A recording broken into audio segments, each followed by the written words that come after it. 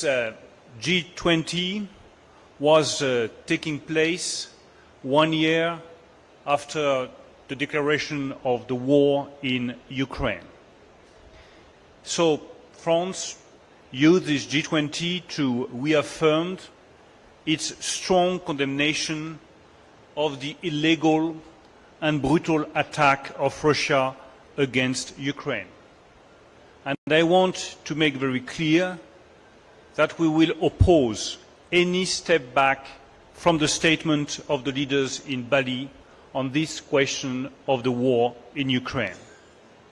We fully trust India to reach a strong communiqué, and we are quite happy to see India at the driving seat today.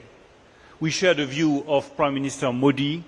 This is not, and this must not be, an era of war.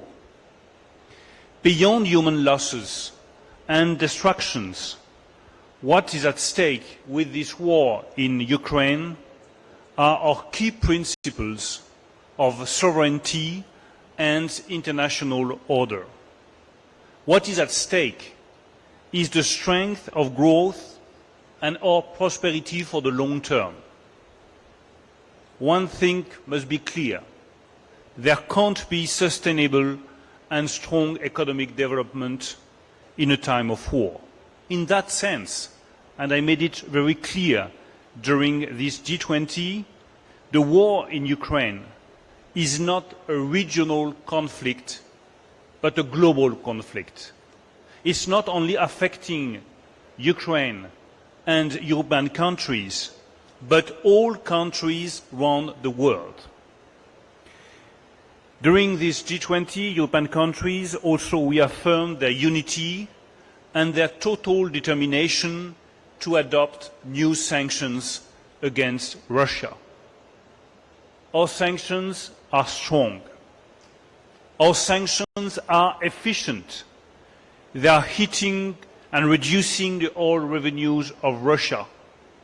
They are freezing $58 billion of Russian assets. They are disorganizing the Russian industry, and they are undermining its war effort. Sanctions are effective and will be more and more effective on the long term. We also reaffirmed at the European level our financial support to Ukraine, and we decided a new IMF program, as you know, of $15.5 billion.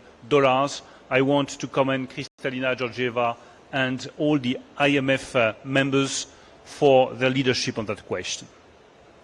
This G20 was also the occasion to emphasize one good news, two concerns, and one priority.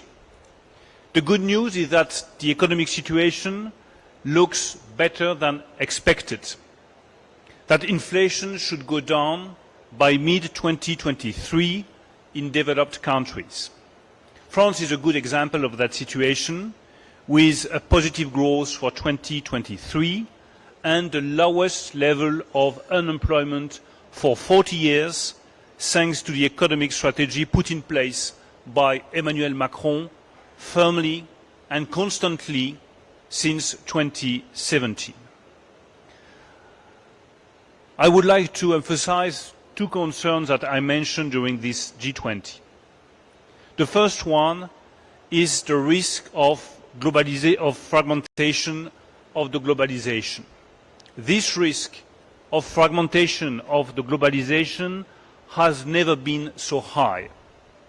Developing countries have been deeply suffering from the COVID, from inflation, from the consequences of the war in Ukraine, and of course from climate change. There is a need to act quicker, stronger and better for developing countries. France already provided $4 billion of SDR to the IMF for loans. We are ready to do more, and we urge the other countries to do the same. France will be organizing, under the leadership of Emmanuel Macron, a summit on the 22nd and 23rd of June on a new financing pact. we should not underestimate the social and political consequences of this growing gap between developed countries with a strong level of growth and developing countries that run the risk of lagging behind. The second concern is the level of debt. To address this concern, there is a common framework which proved to be very efficient, so it is no time to improve the common framework, it is time to implement the common framework. A very last word on one key priority for France. It has been a key priority for more than 5 years now, international taxation. The implementation of the Pillar 2, minimum taxation, and the completion of the negotiation of Pillar 1, digital taxation, should be decided without any delay. I'm ready now to